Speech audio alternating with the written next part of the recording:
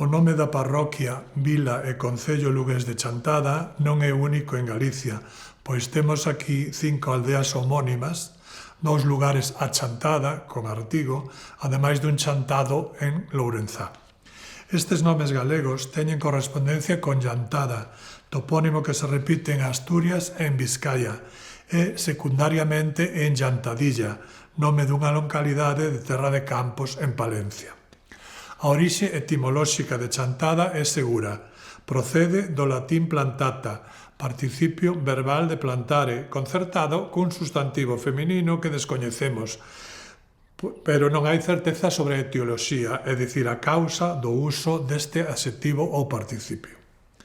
Para o caso de Chantada que dá nome ao concello, tense proposto que plantata foi aplicado a Petra.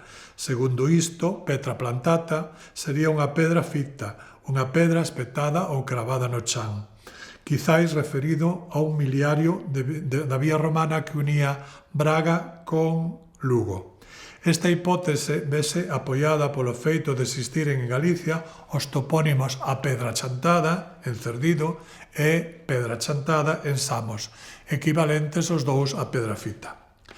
Non obstante, dado que temos en galego o substantivo chanto, que significa lousa que se emprega para facer balados ou chantados, cabe a posibilidade de interpretar chantada como participio de chantar, que é cerrar con chantos unha herdade ou cubrir o chan con chantos. Esta explicación é a que mellor lle cae o topónimo chantado que antes citei.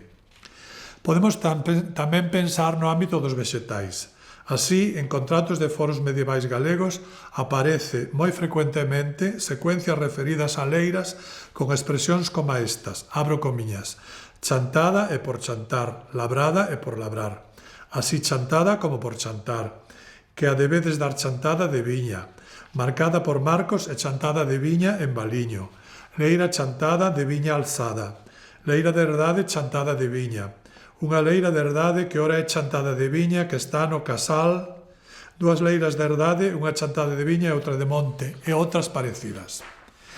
Pero aínda que chantada aparece maioritariamente aplicada a terreos con vides, tamén a atopamos referido a soutos. Por exemplo, así como ora está chantada coas súas árbores, ou probada e chantada de raíz e de garfio, onde fecer mester de castañas, ou a tercia parte de 7 castiñeiras da chantada vella, etc. Ou sexa, que chantada se aplicaba a viñas, a maioría das veces, ou a soutos. Calquera destas especies vegetais, as vides e os castiñeiros, abundan aínda hoxe no territorio da nosa chantada, polo que seguramente este foi o motivo polo que se lle chamou así a viña regada polo asma. A primeira referencia a un chantada vémola en comenzos do século XIII e aparece nun documento en latín do tombo do Mosteiro de Sobrado.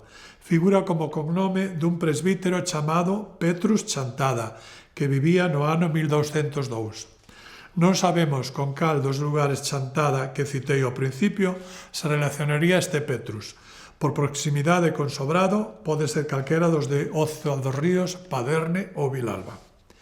De finais do século XIII, do ano 1286, é a que parece a máis antiga mención documental de chantada, da chantada que nos ocupa. É un documento do Mosteiro de Chouzán asignado por Domingo Rodríguez, teente de Rui Pérez, notario público del Rei, en Chantada. 2 anos máis tarde, este mesmo notario figura como Rui Pérez, notario del Rei en Chantada de Asma. En documentos de Oseira, en outras coleccións diplomáticas, aparece a nosa Chantada moitas veces en secuencias como Terra de Chantada, Vila de Chantada, Alfoz de Chantada, Lugar de Chantada, Concello de Chantada, Mosteiro de Chantado, en Chantada de Asma, etc. Mais de 20 veces aparece precedido de Pobra ou Pobra con V e con B, e coas variantes Pobla e Proba de Chantada.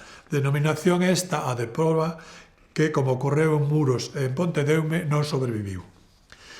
Hoxe hai máis de 500 portadores do apelido Chantada, pero non parecen relacionados con este concello do sur lugués, pois están moi maioritariamente censados na costa pontevedresa, arredor da ría de Vigo, onde está a Chantada de Castrelos, en Vigo. Chantadino, chantadina é de uso común como xentilicio dos habitantes de Chantada. Figura en algúns elencos de xentilicios galegos e en dicionarios galegos como, por exemplo, o Gran Dicionario Xerais da Lingua Galega e incluso no da Real Academia Galega.